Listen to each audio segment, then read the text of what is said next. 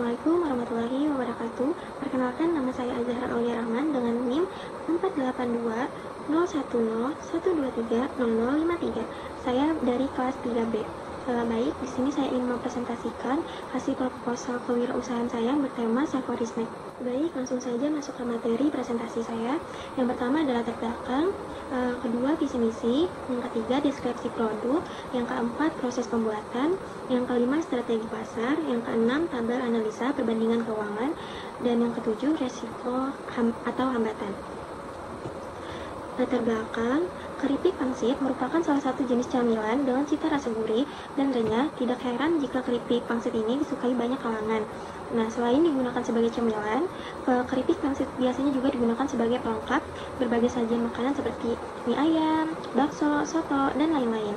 Karena peminat keripik pangsit yang banyak mulai dari kalangan remaja hingga dewasa, hal ini tentunya membuat para pelaku usaha memiliki peluang yang terbuka lebar. Cara pengolahan keripik pangsit ini pun juga dibilang cukup mudah, karena sudah tersedia keripik pangsit di pasaran dan tinggal menggorengnya saja. Hal ini jualnya pun juga cukup murah sehingga diharapkan mampu menarik peminat konsumen di berbagai kalangan. Baik, visi dan misinya ada visinya ingin menjadi pelopor usaha wan muda dan camilan di masyarakat. Misinya mengenalkan jajanan camilan pada masyarakat sekitar, membuat inovasi dengan produk lokal yang berbahan kulit pangsit. Yang terakhir, mengutamakan kualitas pelayanan dan kepuasan konsumen. Deskripsi produk, keripik pangsit saya dinamakan Saforismek. Sapori adalah istilah dalam bahasa Inggris yang berarti gurih, lezat, atau sedap. Bahan bakunya adalah pangsit mentah yang dipotong-potong kecil dan digoreng hingga kecoklatan lalu diangkat. Setelah sudah tidak panas, saya berikan bumbu yang ada, yaitu pedas dan asin. Keripik pangsit ini sangat mudah dibuat, walaupun keripik pangsit ini mudah ditemukan di sekolah-sekolah maupun tempat lain. Untuk itu saya ingin mengembangkan kembali dengan membuat inovasi pada rasa yang berbeda-beda. Nah, walaupun nama usaha yang akan saya perkenalkan adalah Saforismek, cemilan atau snack keripik, pangsit ini dijualkan ke beberapa kenalan saya atau teman-teman saya di lingkungan rumah maupun lingkungan kerja. Jadi proses pembuatannya, yang pertama-tama siapkan bahan-bahan dan peralatan yang dibutuhkan. Yang kedua, lipat kulit pangsit menjadi 4 bagian. Yang ketiga, lalu gunting kulit pangsit tersebut hingga rata. Yang keempat, panaskan minyak di wajan. Yang kelima, jika minyak sudah panas, masukkan kulit pangsit yang sudah digunting tadi ke wajan panas. Yang keenam, aduk terus hingga coklat kemasan. Yang ketujuh, lalu angkat keripik pangsit dan tiriskan minyak. Yang kedelapan, jika sudah tidak panas, sisihkan keripik pangsit sedikit demi sedikit.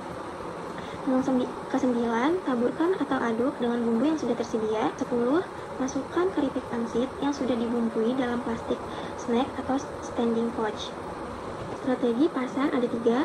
Yang pertama, segmentasi. Segmentasi pasar adalah dengan menjadikan pembeli sebagai target yang akan dicapai. Produk yang harus saya buat adalah produk yang dinikmati oleh berbagai kalangan dari masyarakat dengan tingkatan yang berbeda. Produk ini juga bisa dinikmati anak-anak hingga orang dewasa. Yang kedua, targeting. Target pasar yang saya tuju ialah kalangan mahasiswa, masyarakat setempat, serta kantin-kantin sekolah. Yang ketiga ada positioning. Agar produk saya mudah dikenali oleh masyarakat, saya berinovasi membuat logo untuk membedakan makanan ini dengan makanan yang lainnya. Adapun kemasan yang saya buat adalah menggunakan plastik kemasan snack yang berkualitas yang sangat baik. Selanjutnya ada pendapatan dan hasil evaluasi kegiatan saya. Laporan pendapatan dan pengeluaran periode 10 Desember 2020 sampai 24 Desember 2024. Jadi hasil produksi yang saya jual pada minggu pertama ada 25 pieces, total pendapatannya 125.000, dan minggu kedua ada 25 pieces juga dengan pendapatan 125.000. Minggu ketiga juga saya mengolah 25 pieces dengan total pendapatan 125.000.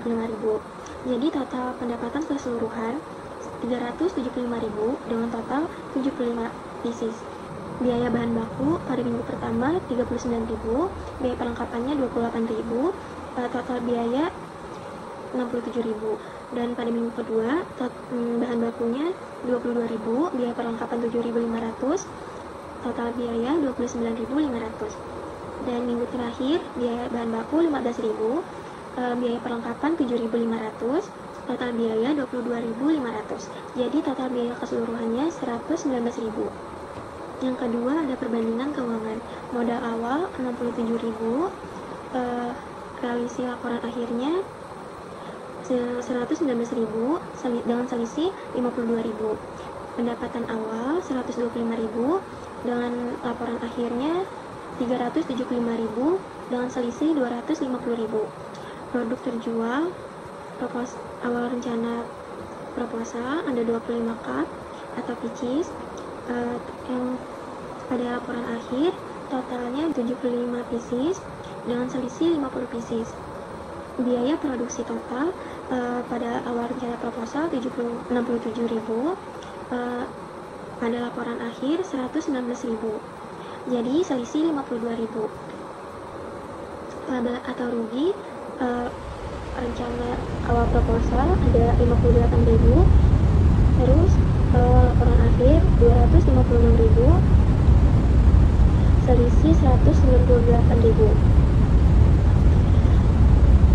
Yang ketiga ada perhitungan laba kotor, hasil produksi dikali harga jual dikurang modal. Jadi hasil produksinya ada 75 pieces dikali 5.000 dikurang 119.000. Jadi 75 pieces dikali 5.000 menghasilkan 375.000 dikurang modal 119.000 dengan total 256.000. Jadi persentase laba dibagi modal dikali 100. Labanya ada 256.000 dibagi 119.000 dikali 100% berdasarkan hasil data realisasi. Usaha ini menghasilkan laba sebesar 256.000 dengan hasil presentasi keuntungan 21,5%.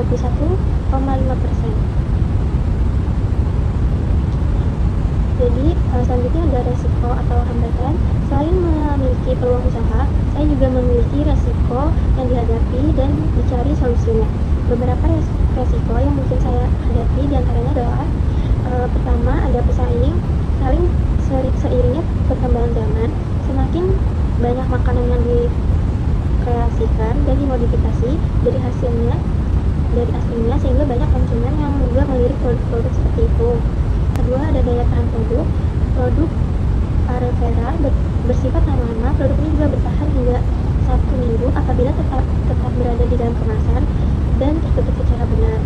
Namun tidak dapat bertahan lama apabila terbuka di suhu ruang. Dari itu produk ini dapat dikonsumsi dari suhu ruang. Produk yang kami hasilkan tidak menggunakan bahan pengawet, maka dari itu produk ini dapat dikonsumsi oleh berbagai kalangan. Baik, selesai